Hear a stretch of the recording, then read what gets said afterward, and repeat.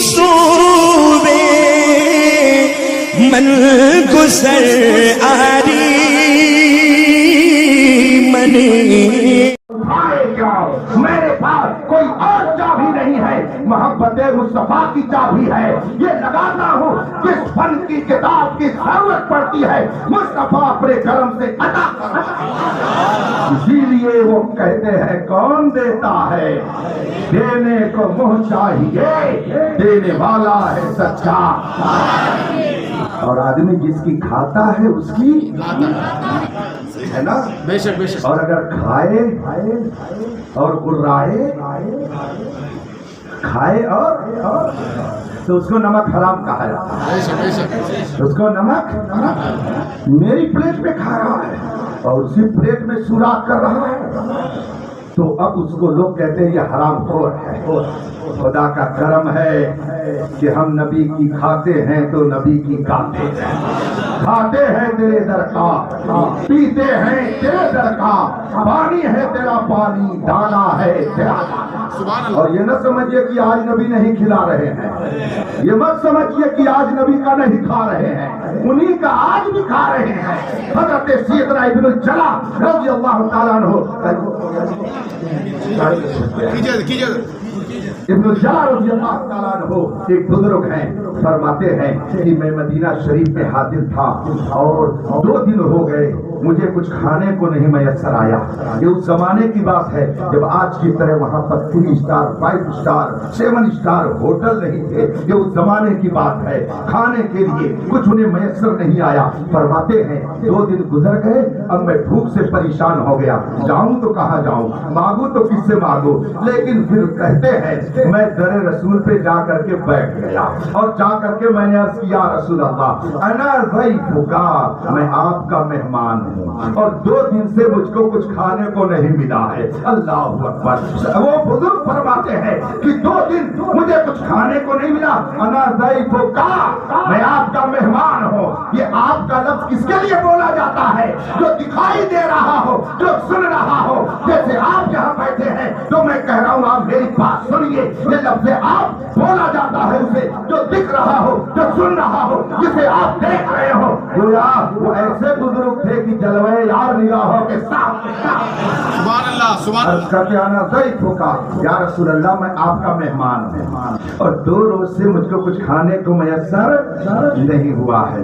فرماتے ہیں میں یہ پڑھ کر یہ کہہ کر کے اور کچھ پڑھنے لگا اللہ کی شان کہ بیٹھے بیٹھے مجھے اونگ آ گئی، میں تھوڑی نیند میں گیا، تو جب میں نیند میں گیا تو میری قسمت بیدار ہو گئی، خواب میں میں گیا تو رسول پاک میرے خواب میں جلوہ گر ہو گئے، تشریف لے آئے، اور پھر اس میں لکھا ہوا یہ واقعہ سیدنا ابن الجلا فرماتے ہیں کہ رسول پاک نے 1 روٹی از راہ کرم اپنے ہاتھ سے توڑ توڑ کر کے مجھ کو دیا۔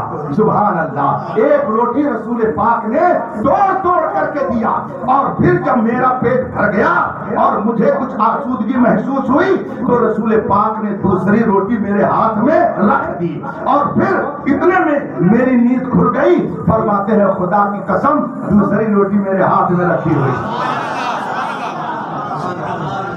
کون ہے وہ ظالم جو کہتا ہے نبی مر کر مٹی میں مل گئے تو زندہ ہے واللہ، تو زندہ ہے واللہ میری چشم عالم سے چھپ جانے والے۔ یہ ہم یہاں پر بیٹھے ہیں مگر تار اتنی مضبوطی سے جڑا ہوا ہے کہ رسول پاک مدینہ منورہ سے اس محفل کو ملاحظہ فرما رہے ہیں۔ اس محفل کی کیا بات ہے، اس میں کتنے لوگوں کے دل میں جو خلوص کا ٹمپریچر ہے مصطفیٰ اسے بھی ملاحظہ اسے بھی دیکھتے ہیں۔ اسی لیے تو اعلیٰ حضرت کہتے واللہ وہ سن لیں گے، فریاد کو پہنچیں گے۔ اتنا بھی تو ہو کوئی جو آہ کرے دل سے، کہیں سے کوئی آہ کرے، اگر سچے دل سے آہ کرے گا تو مصطفیٰ جان رحمت اس پر نگاہ کرم۔ میرے بھائیوں یہ ماہ مبارک شریف جس کی برکتیں ہم اور آپ لے رہے ہیں، میرے سرکار کا مہینہ ہے، ہر مہینہ میرے سرکار کا ہے۔ اعلیٰ حضرت رضی اللہ تعالیٰ عنہ کے حوالے سے ایک واقعہ میلاد شریف کے تعلق سے بیان کیا جاتا ہے کہ صدر فاضل علامہ سید نعیم الدین مراد آبادی رحمۃ اللہ علیہ ایک استاد تھے، ان کا نام تھا علامہ محمد گل مراد آبادی رحمۃ اللہ علیہ۔ علامہ محمد گل مراد آبادی رحمۃ اللہ علیہ سے کسی نے پوچھا کہ رسول پاک کے زمانے میں تو میلاد ہوتا نہیں تھا، محفل میلاد رسول پاک کے زمانے میں تو ہوتی نہیں تھی۔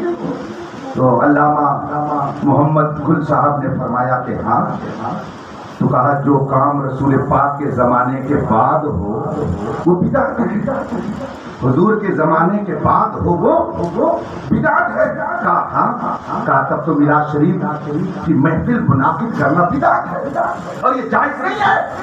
حضرت علامہ محمد گل علیہ الرحمہ نے کتنا شاندار جواب دیا، فرماتے ہیں کہ آپ نے بدعت کا کیا معنی بتایا؟ جو کام حضور کے زمانے کے بعد ہو، بعد میں جو کام ہو حضور کے زمانے کے بعد ہو۔ فرماتے ہیں جناب سنو، اب قیامت تک کسی اور کا زمانہ نہیں ہوگا، میرے نبی کا زمانہ ہے۔ تو اب یہ میرے نبی کے زمانے کے بعد کی بات کیا کرتے ہو؟ یہ انہی کا ہے زمانہ، یہ انہی کی ہے خدائی، پڑے کب کوئی مصیبت ہو۔ اعلیٰ حضرت نے جب یہ سنا، فرماتے ہیں یہ ان کا عارفانہ جواب، صوفیانہ جواب بہت شاندار ہے کہ جو کام نبی کے زمانے کے بعد ہو وہ بدعت ہوتا ہے، اور یہ زمانہ نبی کے بعد کا زمانہ نہیں ہے، نبی ہی کا زمانہ۔ ہم لوگ کسی اور کے زمانے میں نہیں ہے، اپنے اور جو لوگ کہتے ہیں نبی مر کر مٹی میں مل گئے، ان کا زمانہ گیا، ان کا زمانہ، مگر ہم وہ ہیں الحمدللہ کہ ہم بھی زندہ، ہمارا عقیدہ بھی زندہ، ہمارا نبی بھی زندہ، ہمارا قرآن زندہ۔ جو مردہ کہے گا وہ مردہ ہے واللہ، تو زندہ ہے واللہ، تو زندہ ہے واللہ، میری چشم عالم سے کھینچ جاتے ہیں۔ اللہ تعالیٰ ہمیں رسول پاک کی سچی محبت عطا فرمائے۔ اب جب آپ کسی سے محبت کریں گے تو پھر ہوگا کیا؟ اس کو بھی تو جاننا چاہیے۔ کسی سے آدمی محبت کرے گا تو ہوگا کیا؟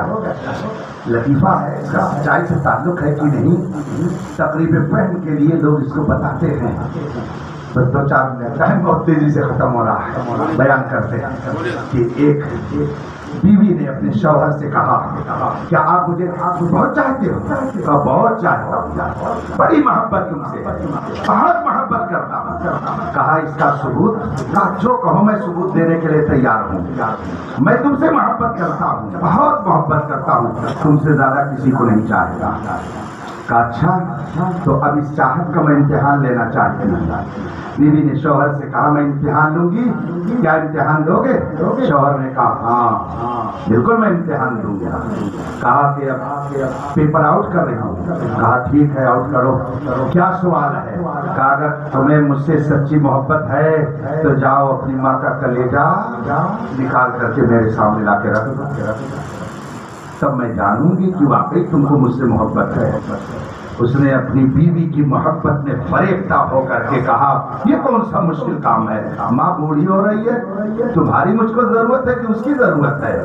گیا اور اس نے اپنے شامتی اعمال کی بنا پر ماں کو قتل کیا اور کلیجہ نکالا اور لا کر کے بیوی کے سامنے رکھ دیا۔ کہا دیکھو میں تم سے کتنی محبت کرتے ہیں، کس قدر محبت کرتا ہوں، یہ ماں کا کلیجہ ہے۔ بیوی نے جب ماں کا کلیجہ دیکھا کہا کہ ہائے افسوس، جو بیٹا اپنی ماں کا نہیں ہو سکا وہ میرا کیا ہوگا، بس کل سے اپنا راستہ لے، میں اپنا راستہ لیتی ہوں۔ جو اپنی ماں کا نہیں ہو سکا وہ اپنی بیوی کا کیا ہوگا۔ بتانا یہ ہے کہ آدمی جب کسی سے محبت کرتا ہے تو اس میں آزمائش بھی ہوتی ہے، محبت میں آزمائش بھی ہوتی ہے۔ حلوہ خور مجنو کا لطیفہ سنا کہ نہیں آپ لوگوں نے؟ حلوہ خور مجنو بہت مشہور ہے. ہم بھی بچپنے میں جب لیلا کا نام سنتے تھے نا تو ہم بھی مسکرا دیتے تھے, اس لیے کہ وہ کہانی ایسی گڑھی گئی ہے کہ آدمی اس کو سن کر کے لیلا مجنو کچھ اور ہی سمجھتا ہے. وہ تو جب میں نے اعلیٰ حضرت کی کتاب فتاوی رضویہ پڑھی تب سمجھ میں آیا کہ مجنو اللہ کا ایک برگزیدہ بندہ عالم دین تھا اور وہ اللہ کا ولی تھا, اور اپنی محبت کو جو سچی محبت تھی وہ لیلا کے جسد میں اس نے چھپا رکھی تھی, وہ تھا مجنو. اتفاق سے لیلا کی ایک نوکرانی تھی, اس نے کہا کہ لیلا کا کیا بات ہے, کہ آپ کہتی ہو کہ میرا ایک ہی مجنو ہے, لیکن تمہارے تو ہزاروں مجنو نظر آتے ہیں, جس کو دیکھو وہی مجنو والا گلی میں گھومتا ہے. کہا نہیں میرا صرف ایک مجنو ہے, کئی مجنو نہیں, صرف ایک مجنو ہے میرا. کہا نہیں میں نہیں مانتی, کہا نہیں میرا ایک ہی مجنو ہے. نوکرانی نے جب زیادہ ضد کیا تو کہا چلو تم آزما لو. کہا ٹھیک ہے میں آزمانا چاہتی ہوں. کہا اچھی بات ہے چلو آزماؤ. چنانچہ کہا حلوہ تیار کرو. اب نوکرانی نے لیلا کی نوکرانی نے حلوہ تیار کیا, شاندار قسم کا حلوہ دستری میں رکھوا, اوپر سے ڈھک دیا اور کہا لیلا نے کہ جاؤ اور گلی میں آواز لگاؤ, ہے کوئی مجنو آئے. لیلا نے اس کے لیے حلوہ بھیجا ہے. جو ہی نوکرانی نے گلی میں آواز لگائی, ایک دو نہیں 50 حلوہ خور مجنو اکٹھا ہو گئے. مجھے تو میں ہوں مجنو, مجھے تو میں ہوں مجنو. اب سب ہاتھ بڑا بڑا کر کے حلوہ لینے لگے. تھوڑی ہی دیر میں سارا حلوہ ختم اور لے جا کر کے تشتری جلال میں لیلا کے سامنے اس نے پٹک دیا اور کہا معاف کرنا میری مالکہ, میں پہلے کہتی تھی کہ تیرا ایک مجنو نہیں ہے, نہ جانے کتنے مجنو ہے, جا کے دیکھ باہر کتنی بھیڑ لگی ہے, نہ جانے کتنے تیرے مجنو ہے. اس نے زبان حال سے کہا ابتدائے عشق ہے روتا ہے کیا, آگے آگے دیکھیے ہوتا ہے کیا. اس نے کہا اچھا حلوہ ختم, کہا سب ختم. کہا تھوڑی دیر ٹھہر جاؤ. نوکرانی تھوڑی دیر ٹھہر گئی اور اس کے بعد میں کہا جاؤ ذرا ایک چھری لے کر کے آؤ.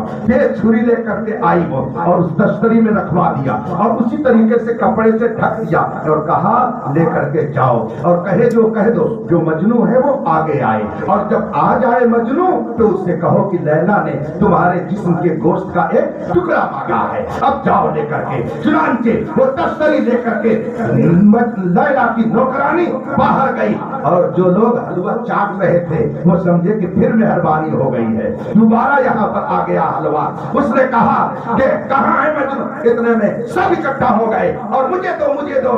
نوکرانی نے کہا ٹھہرو سب کو حلوہ ملے گا لیکن آپ لوگ اطمینان رکھیے. جب سب سائلنٹ کہا اچھا. اس نے اپنی اداؤں سے کپڑے کو ہٹایا, چھری ہاتھ میں لیا, کہا جو مجنو ہے آگے آئے.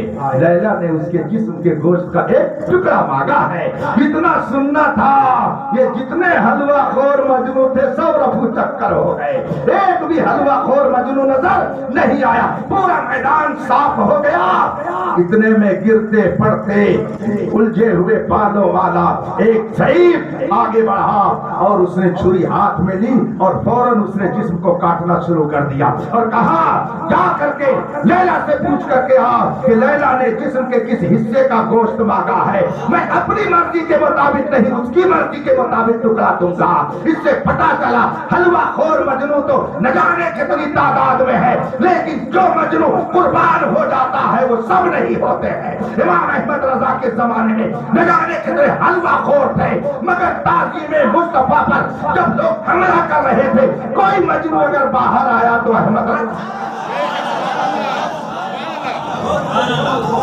وہی ایک مجنو تھا کہ جس نے اپنا سب کچھ قربان کر کے مصطفیٰ کی رضا حاصل کر لی. اسی مجنو کے طریقے پر چلیں گے انشاءاللہ یہاں بھی کامیاب رہیں گے اور ہاں. اس لیے محبوب کی محبت کا تقاضا یہ ہے کہ اس کی اطاعت و فرما برداری کی جائے. واخر دعوانا الحمدللہ. سبحان اللہ سبحان اللہ.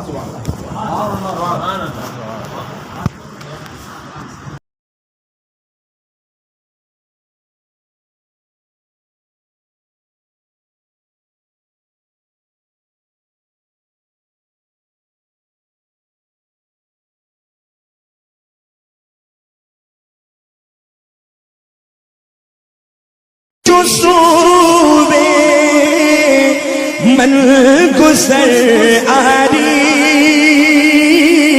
من منی